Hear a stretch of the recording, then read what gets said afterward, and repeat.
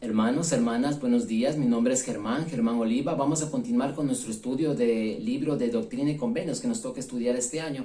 Y la clase anterior hicimos un pequeño resumen de la sección número 1 hasta la sección número 17.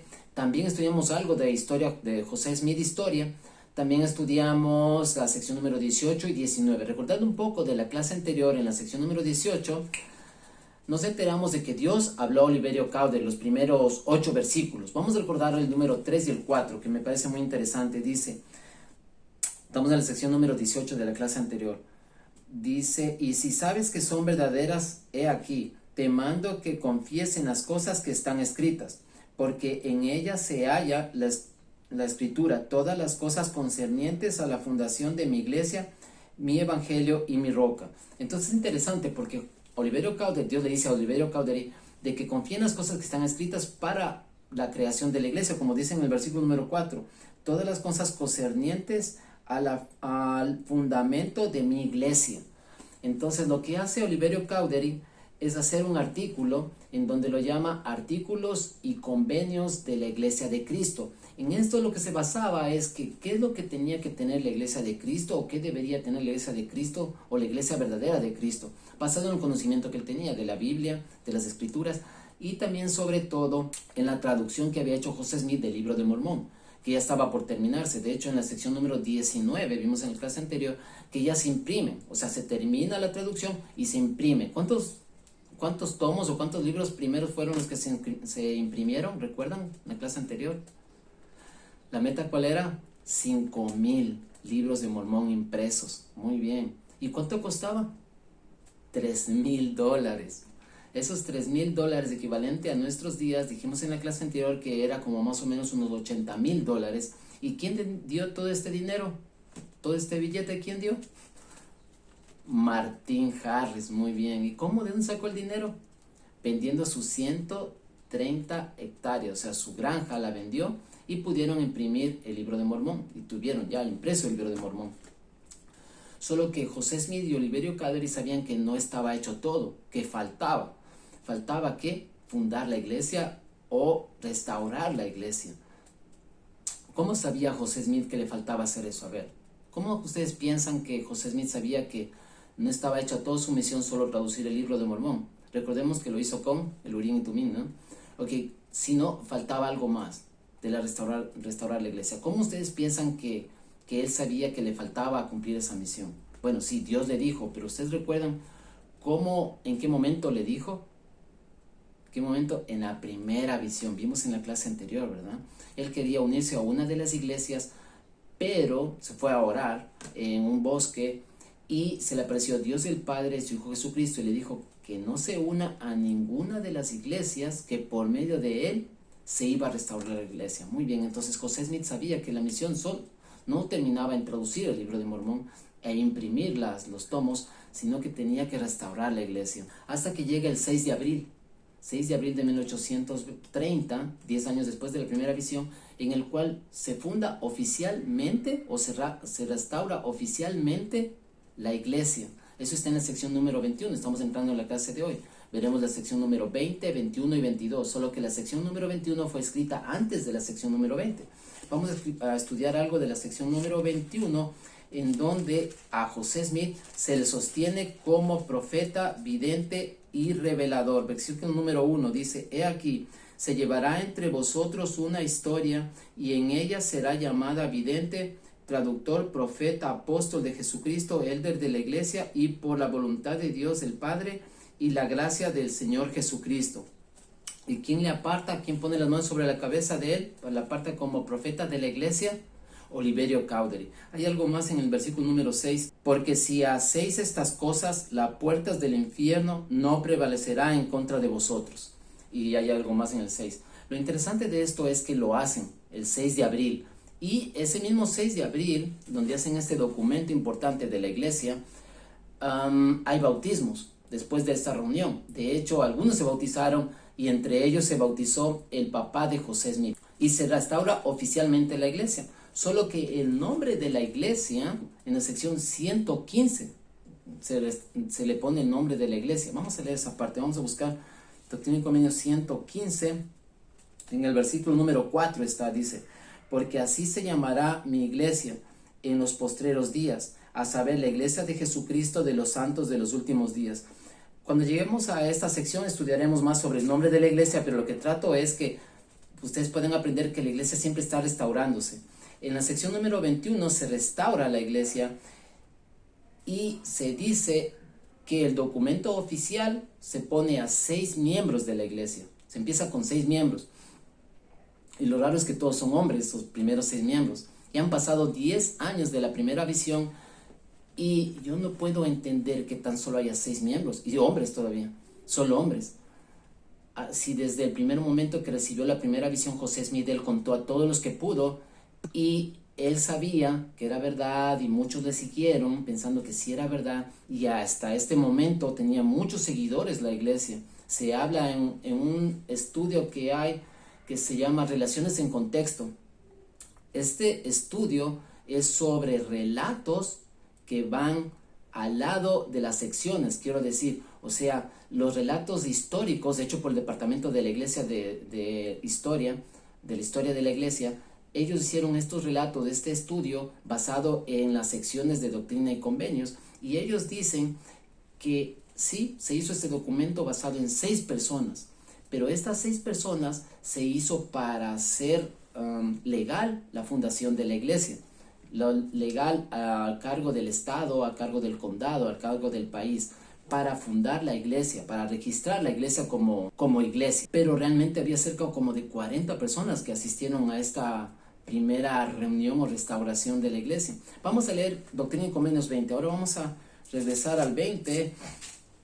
Como les contaba, en la sección número 21 fue escrita primero que la sección número 20. La sección número 21 fue escrita el mismo día de la restauración de la iglesia en 1830, el 6 de abril.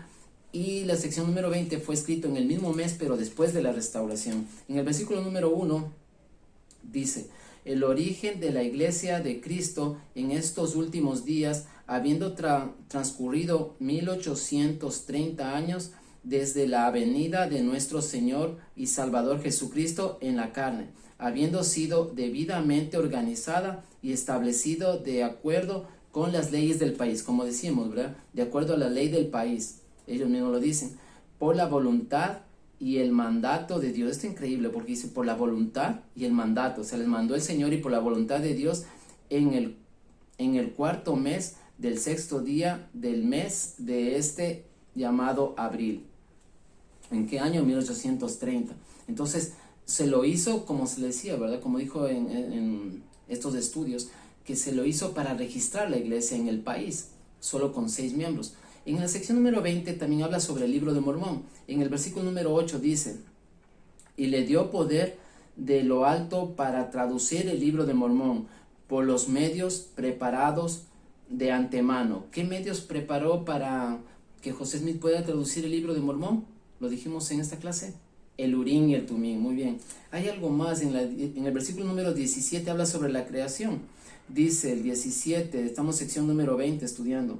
Por estas cosas sabemos que hay un Dios en el cielo, infinito y eterno, de eternidad en eternidad, el mismo Dios inmutable. Él organizó de los cielos a la tierra y todo cuanto en ellos hay. El 18, y que creó al hombre varón y hembra según su propia imagen y su propia semejanza lo creó. En el resto de la sección número 20 empiezan por secciones pequeñas, por decirlo así, o como temas dentro de esta sección, y empieza con letra cursiva y diferentes temas. Por ejemplo, vamos a coger el versículo número 38. El deber de los élderes, presbíteros, maestros, diáconos y miembros de la iglesia de Cristo. Un apóstol es un élder y es suyo el llamamiento de bautizar. Ok, mira, entonces estamos hablando de los oficios del sacerdocio. Estos temas, o mejor dicho, el resto de Doctrina y Convenios es algo más como legalista, es como constitución de la iglesia, es como lo que yo llamo religión, es como cómo se hace la iglesia. Realmente dice los deberes de un élder, por ejemplo. Pero bueno, los deberes de un élder, conocer los deberes de un élder o de un diácono no nos va a salvar, la verdad. Pero sí es bueno conocer porque es sobrebasado los temas de la iglesia. De hecho, los líderes de la iglesia tenemos dos libros grandes de instrucción. El azul, que es para todas las organizaciones, los líderes de organizaciones, y el rojo, que es para los líderes como un obispo, como un presidente destaca, todos los oficios y todas las cosas y deberes que hay que hacer. Es como libros grandes, lo que yo llamo religión. Pero bueno, tienes que conocer todas estas cosas, pero básicamente es como la política de hacer las cosas. Como por ejemplo, los oficios del sacerdocio. Recordemos que el 6 de abril en la sección número 21 hemos leído que José Smith fue apartado como profeta. O profeta es un oficio dentro del sacerdocio. Como nos dice aquí en el 38, tenemos oficios del sacerdocio como diácono, maestro, presbítero, elder, sumo sacerdote, patriarca, 70, apóstol y profeta. Son oficios dentro del sacerdocio y cada oficio tiene su deber, o sus deberes, mejor dicho, para hacerlos. Si es que comenzamos a estudiar algo más sobre esto, sus oficios, vamos a estudiar el 65. Por ejemplo, si es alguien llamado a un oficio o a un llamamiento, además de que es llamado y el puesto de las manos, también la iglesia tiene que sostenerlo. Por ejemplo, en el 65 dice, no se ordenará a ninguna persona a oficio alguno en esta iglesia donde exista una rama de ella, debidamente organizada, sin el voto de dicha iglesia. El voto de la iglesia es cuando nosotros nos preguntan, queremos llamar a tal hermano como secretario del barrio, por ejemplo. Los que estén de acuerdo, levanten la mano derecha en señal de sostenimiento y levantamos la mano, ¿verdad? Ahora, lo que se hace, y después se decía, y los que no estén de acuerdo, hacerlo con la misma señal. Pero ahora se cambió eso y se dice, los que estén de acuerdo, levantar la mano derecha en señal de sostenimiento, y los que están en contra, hablar con su obispo. Son cosas que van cambiando. El profeta actual nos dice que la iglesia está en continua restauración. O sea, todavía no hemos terminado de restaurar completamente la iglesia. Miren lo que pasó hace poco, que hace unos pocos años que el presidente Nelson dijo que ya no teníamos que ir 3 horas a la iglesia, sino solo 2 horas. Y esa hora teníamos que estudiarlo en las casas. El manual de Ven Sígueme, muy bien, lo que estamos ahora, estamos siguiendo el manual de Ven Sígueme, y fue una especie de preparación para el tiempo de pandemia. O sea, es como una prueba o una confirmación que tenemos un profeta que guía en estos días. ¿Cómo él podía saber de que no íbamos a asistir a la iglesia? ¿Cómo pudo haber dicho, sí, vamos a estudiar Ven Sígueme, pero en las casas, antes de que pase la pandemia? ¿Que acaso él creó la pandemia?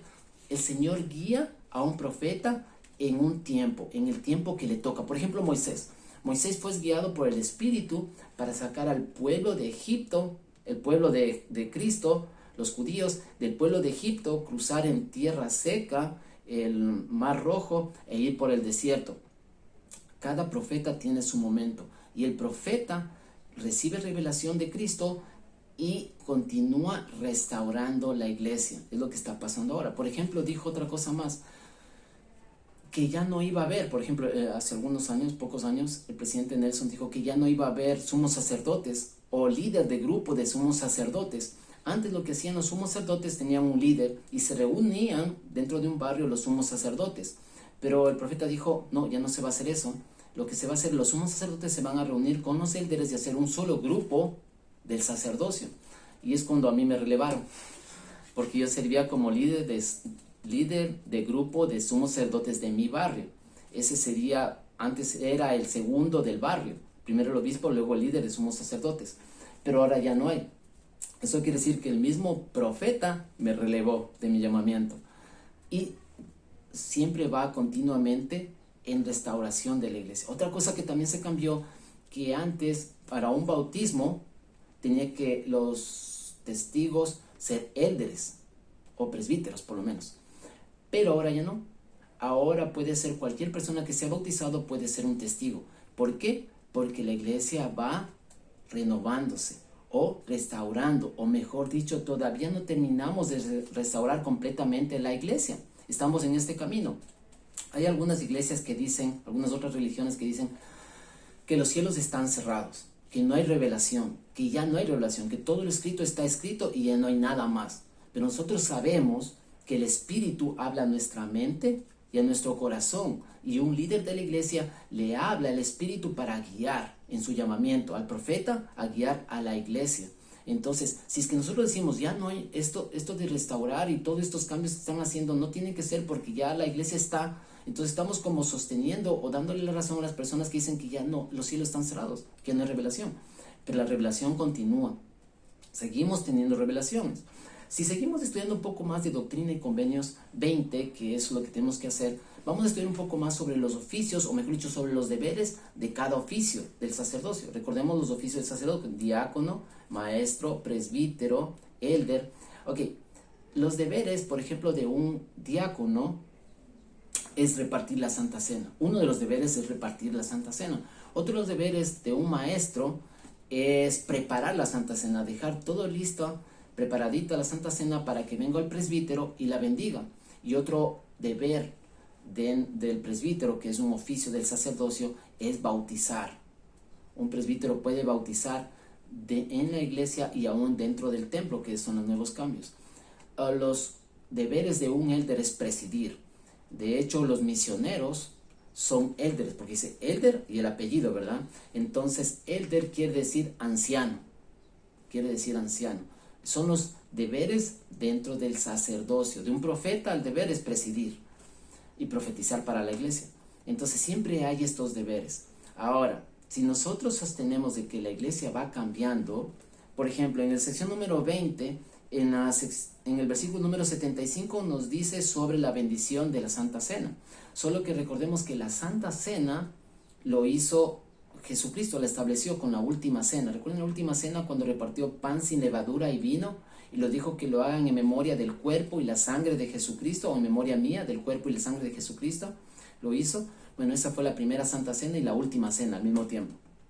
Versículo número 75 dice, sí, desde el 75 dice, conviene que la iglesia se reúna a menudo para tomar el pan y el vino en memoria del Señor Jesús. Ok, primero dice que nos reunamos a menudo. A menudo. ¿Qué es lo que nos reunimos a menudo? Alguien puede decir, pero ¿para qué voy a la iglesia? Bueno, aquí es un mandamiento, que nos reunamos a menudo. Ahora nos reunimos vía Zoom, pero nos estamos reuniendo a menudo.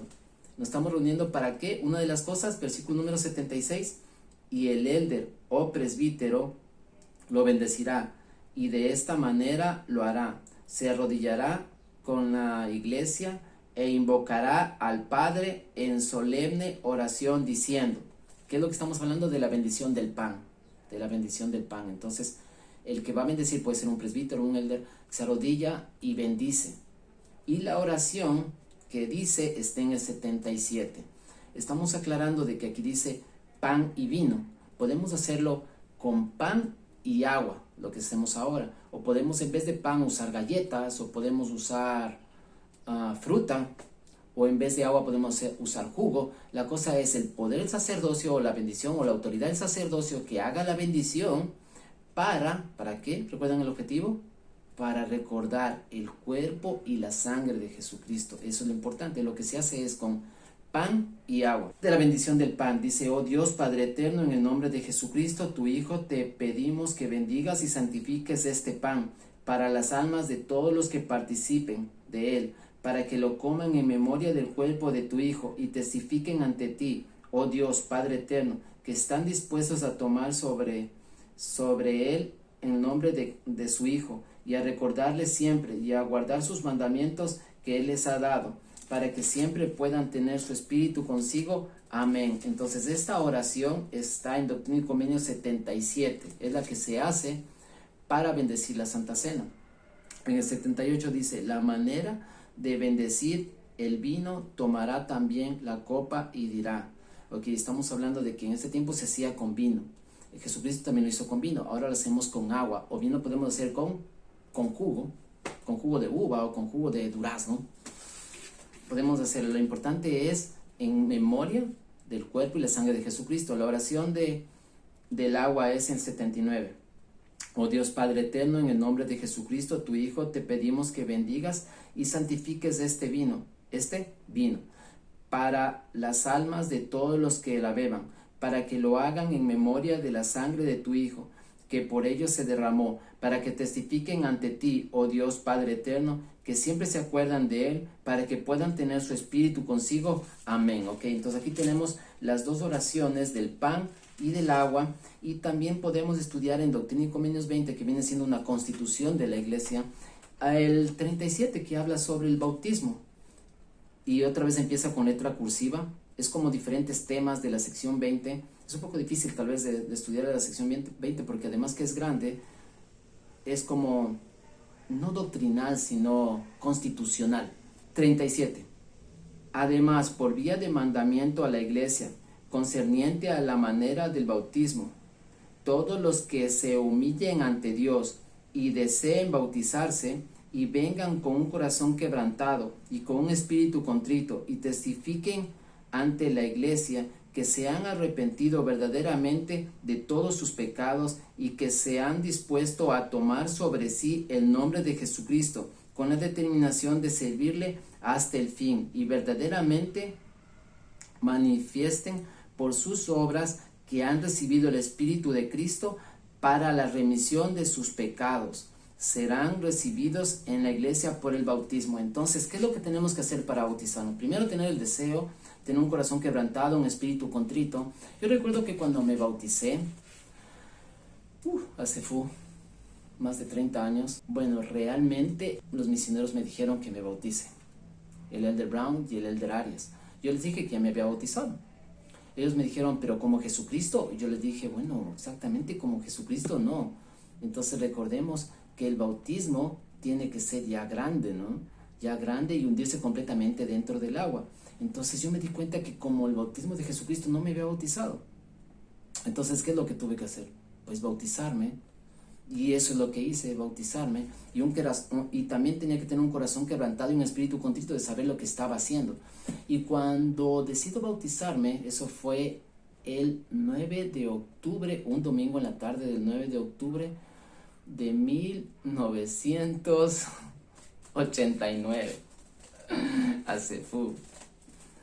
Cuando tenía 8 años, mentira. Entonces, ese domingo yo decido bautizarme, pero decido bautizarme y no quedarme en la iglesia, solo simplemente bautizarme. Cogí un terno interior, puse en la chompa, en Quito estaba porque me fui solo, no conté a nadie que me iba a bautizar, y me fui a la capilla y me bauticé. Después el Elder Arias, después de que me bautizó, me dice, pero te falta el Espíritu Santo. O sea, es el bautismo y recibir el Espíritu Santo como don. Finalmente, el hermano Nelson Morales pone las manos sobre mi cabeza y me confirma miembro de la Iglesia de Jesucristo de los Santos de los Últimos Días, y me confirma miembro. Entonces ahí yo recién me doy cuenta de que me están haciendo miembro de la iglesia. Y mientras el hermano Nelson Morales me estaba dando la oración, digo, bueno, está bien, me quedo aquí en la iglesia.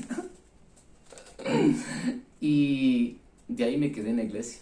Ya un montón de años me he quedado en la iglesia y me ha encantado aprender más cosas de Dios y Jesucristo. Y decidí quedarme en la iglesia. Cuando uno quiere bautizarse en la iglesia, lo hace. Recordemos que para bautizarnos en la iglesia para bautizarnos necesitamos tener pecados, porque el bautismo es para el perdón de los pecados. ¿Y un niño chiquito tiene pecados? Pues no. Y eso es lo que nos habla, una edad de responsabilidad para poder bautizarnos. ¿Desde qué edad podemos bautizarnos? ¿Cuál es la edad de responsabilidad? En el versículo número 71 nos habla más sobre el bautismo.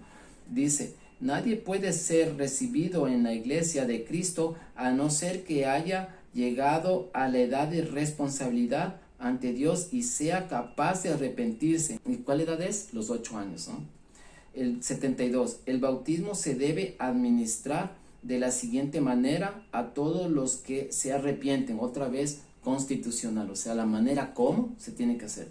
La 73 dice, el que es llamado por Dios y tiene la autoridad. Esto es importantísimo, ¿no? O sea, la característica del bautismo es el que va a bautizar tiene que tener la autoridad. Y en la iglesia de Jesucristo existe la autoridad. Recuerda que a José Smith le entregaron la autoridad para bautizar, y él entregó a Oliverio Cowdery, y él entregó a otros hermanos, porque Oliverio Cowdery también recibió la autoridad de Juan el Bautista, que le dio la autoridad, y ellos entregaron a otros y a otros, como tenemos ahora la autoridad. para bautizar. Entonces repito, el 73, y el que es llamado por Dios y tiene la autoridad de Jesucristo para bautizar, entrará en el agua con la persona que se haya presentado para el bautismo, y dirá, llamándole por su nombre: habiendo sido comisionado por Jesucristo, yo te bautizo en el nombre del Padre, y del Hijo, y del Espíritu Santo. Amén. El 74, entonces le sumergirá en el agua y saldrá del agua. Esto me recuerda que he perdido la cuenta de cuántas personas he bautizado. O sea, yo metiéndome la pila bautismal y bautizar. Hace muchísimos años ya perdí la cuenta de cuántos los bautismos. Pero sí llevo un registro en mi diario personal de todas las personas que se bautizaron en mi misión. Todos los que se bautizaron. Y también llevo de la fecha quién era mi compañero de ese tiempo. O sea, todos los que se bautizaron, todos los que bautizamos con mis compañeros, los llevo en mi diario. Y recuerdo de alguien muy especial. De este especial fue en el barrio Los Claveles. El barrio Los Claveles, Estaca Centenario. Recuerdo que yo estaba sirviendo como ZL y me habían dado un compañero menor. Usualmente al ZL le dan otro ZL por el trabajo que hay que hacer. Pero me dieron a Elder Butcher. Elder Butcher, yo era el segundo compañero de él. Sí tenía ya experiencia en entrenar porque ya había entrenado a 2. Y ya era ZL y tenía un compañero menor. Pero Elder Butcher era un excelente compañero. Parecía ZL. Lo mismo antes de Butcher tuve a Cubano, que era compañero menor. Pero Cubano parecía ZL. De verdad, fueron bien entrenaditos para ya ser líderes en la iglesia. Y mi compañero Elder Butcher estaba aprendiendo hasta el idioma, y había un programa en la misión que se llamaba Enoch. ¿Recuerdan la historia de Enoch? Los puros de corazón, que él cogió a todo su pueblo y llevó al cielo. Nuestro presidente de misión en ese tiempo era el Elder Walter González, y él había puesto un programa. Recuerden que, aclaremos algo. El principio sigue siendo el mismo, la doctrina sigue siendo la misma. Por ejemplo, de la antigüedad, lo que cambia es la política, la forma de hacer las cosas o los programas. Actualmente tenemos programas como de institutos, de seminario, la escuela dominical, este estudio que estamos haciendo de Ven Sígueme, son programas, pero el evangelio ese es el que nunca cambia, es el mismo. Por ejemplo, un deber de un elder es bendecir, ungir de aceite en la cabeza y de poner las manos y dar la bendición, y curar a las personas. Y es lo que se hacía en la antigüedad. Entonces el principio del evangelio sigue siendo el mismo, pero para restaurar la iglesia se va haciendo nuevos programas y políticas. En la misión teníamos un programa que se llamaba Enoch, los puros de corazón. En ese tiempo, con Elder Butcher, le encontramos a una hermana, a Sonia Cristina Tigrero Montaño. Ella era una hermana pentecostal y ella tenía muchísimo conocimiento, porque los pentecostales tienen muchísimo conocimiento y me caen súper bien, y tenemos muchas cosas en común con los pentecostales. Y le encontramos a ella y le empezamos a enseñar con Elder Butcher. Elder Butcher apenas aprendiendo a hablar el idioma. Elder Butcher apenas aprendiendo a hablar el idioma. Y le enseñamos a ella. Ella dijo, sí, todo está bien. Le invitamos a bautizarse. Y ella dijo, pero si ya me bauticé. Ella ya se había bautizado, hundiéndose completamente dentro del agua. Puede ser en una piscina, en una pileta, en un río, en el mar, pero había que hundirse completamente dentro del agua, como Jesucristo lo hizo. Pero lo que le faltaba a ella es la autoridad. Le enseñamos y ella dijo, tienes razón, esta es la autoridad. Y se bautizó.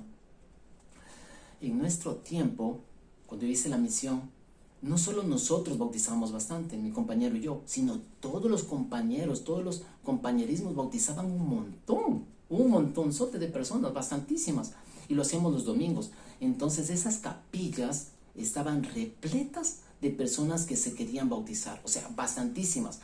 Los misioneros teníamos bastantísimo trabajo, como ordenar, a ver, los que se van a bautizar, pónganse en esta colita, aquí está la ropa blanca, necesitamos un montón de ropa blanca. Estas pilas bautismales ya se volvían hasta negras de tantas personas que se metían al agua a bautizarse. Lo importante de bautizar bastante, lo que me he dado cuenta con los años, es que si tú bautizas a 3 personas, tal vez se quede uno en la iglesia, uno. Pero si bautizas a 30 personas, tal vez se queden 10 en la iglesia. Es lo que nosotros hacíamos, barrer, bautizar a muchas personas, y todos los misioneros hacíamos lo mismo. Entonces las reuniones bautismales de los domingos era, pero por decirlo así, un desorden, porque había muchísima gente. ¿Y dónde pongo la ropa mojada? Me cambio, sí, allá, ponte allá, porque allá te vamos a dar el don del Espíritu Santo. Sí, deja la ropa mojada ahí. Necesito más ropa. Tienen un pantalón, los pantalones no les quedaba a los bautismos, no importa, ponte eso y alaba. Flan, flan, flan. Bautizar y bautizar y bautizar. Bautizamos a muchos con el del Butcher, y luego vino el de Gerald, que él sí fue un ZL, éramos los dos ZLs, y con el de Gerald terminamos de bautizar a todos, hasta el equipo de fútbol lo bautizamos del barrio, a todas las personas de la calle donde estábamos enseñando, bautizamos a todos. Entonces, como les digo, y todos hacían lo mismo, todos los compañeros en mi tiempo hacían lo mismo, bautizábamos bastantísimas personas, y los miembros antiguos de la iglesia se recordarán ese tiempo, ¿no? Se recordarán que era como tal desorden y tanta gente bautizándose. Yo recuerdo que en mi primer sector, en el barrio Huancavilca, el presidente González había puesto en el barrio a 14 misioneros en ese barrio. 14, o sea, no eran 2 o 3, eran 14 misioneros en un solo barrio. ¿Qué pasó? En un año se hizo estaca. Cogimos a un ex misionero, tú eres misionero, recién viniste a la misión allá, bueno, eres presidente de estaca. Así, o sea, la iglesia crecía rapidito. Nosotros cogíamos y bautizábamos a todos y hacíamos barrios, ramas, abrimos programas, hicimos estacas, de hecho dividimos hasta la misión. Entonces, es para que ustedes puedan entender el desorden que era un domingo bautizando. Yo estaba ocupado haciendo algunas cosas, pero estaba esperando el tiempo que se bautice Sonia Cristina, de la persona que les conté de la Pentecostal. Entonces yo estaba atento para mirar, pero había tanta gente que yo miré desde el pasillo. Desde el pasillo. Me asomé y traté de ver por la puerta hacia el bautismo, y vi por el espejo. Por el espejo el bautismo de Sonia. Y Sonia entró y salió del agua bautizada. Es un sentimiento muy grande, que ella tuvo una fe tan grande que habiéndose ya bautizado, lo hizo de nuevo, porque sabía que esta era la iglesia de donde tenían el sacerdocio. Fue un sentimiento que no podía explicarlo. Yo andaba ocupado haciendo otras cosas, pero tuve que pararme un momento y mirar y tener tanto gozo y felicidad de que se bautizó ella. Lo que pasó que al poco tiempo de que se bautizó, se murió.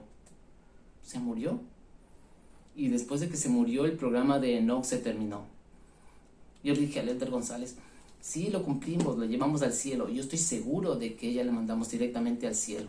Fue un gozo extraordinario haberle bautizado a ella. Son situaciones que pasan. Esta situación es lo que estaba pasando en la iglesia cuando fue fundada. Recordemos que el 6 de abril de 1830 fue formalmente hecha la iglesia, y después de esa reunión se bautizaron muchas personas. Entre esas personas, el padre de José Smith. Y en la sección número 22, que es la última sección que veremos hoy, de hecho fue la 20, 21 y 22, nos habla sobre esto, sobre las personas que ya se habían bautizado y tenían que hacerlo otra vez, pero esta vez con la autoridad. Versículo número 1 de la sección número 22. Y aquí os digo que he hecho abrogar todos los convenios antiguos con respecto a esto, y esto es el convenio nuevo y sempiterno, el mismo que fue desde el principio. Por consiguiente, aunque un hombre se bautice 6 veces, de nada le aprovecha, porque no podéis entrar en la puerta estrecha por la ley de Moisés, ni tampoco por vuestras obras muertas. Ok, ¿qué es lo que podemos entender? O en español, ¿qué es lo que dice? Cuando yo me decidí bautizarme, yo sabía que tenía que hacerlo. O sea, si Dios se bautizó así, ¿yo cómo podía aconsejar a Dios y decirle, no, Dios, tú estás equivocado, la manera de bautizar es de chiquito? No podía hacer eso. O sea, ¿cómo puedo yo aconsejar a Dios? Simplemente, si quieres seguir a Dios, pues bautízate. Es más o menos así. Y estos hermanos, en cambio, ya se habían bautizado, pero ya de grande, como Jesucristo. Pero ellos dijeron, no, esta es la iglesia. como dijo mi querida hermana Sonia, ella se bautizó el 29 de febrero de 1992. Sí. Ella ya se cumpliría, hace poco cumplió un año más de bautizada, el 29 de febrero. Ya cumpliría 29 años, mira. El 29 de febrero cumplió 29 años de casada, casi digo, de bautizada. Ok, estos hermanos tuvieron que hacerlo otra vez. Se bautizaron otra vez. ¿Por qué? Porque hay que hacerlo. Simplemente no sabemos por qué hay que hacer las cosas. A veces hay que hacerlo. Si el Señor te dice, ¿sabes qué? Anda por este sendero. Anda por ahí, el Espíritu dice, ándate por ahí, caminando. ¿Y tú qué vas a decir? No, pero por ahí está oscuro. No, anda por ahí. Si tienes que cruzar un barranco, dices, a ver, tienes que cruzar el barranco, te dice el Espíritu. Y tú dices, no, ¿y dónde está el puente? No, tienes que cruzar el barranco. Que nosotros podamos seguir con esta revelación. Los cielos están abiertos. Tenemos el Espíritu para nuestra vida. El Señor nos está diciendo qué es lo que tenemos que hacer y nos está guiando. Que podamos ser guiados, ser humildes y recibir esta inspiración, ser dignos de tener esta inspiración. De hecho, yo siempre oro de tener este espíritu para seguir. En el nombre de Jesucristo, amén.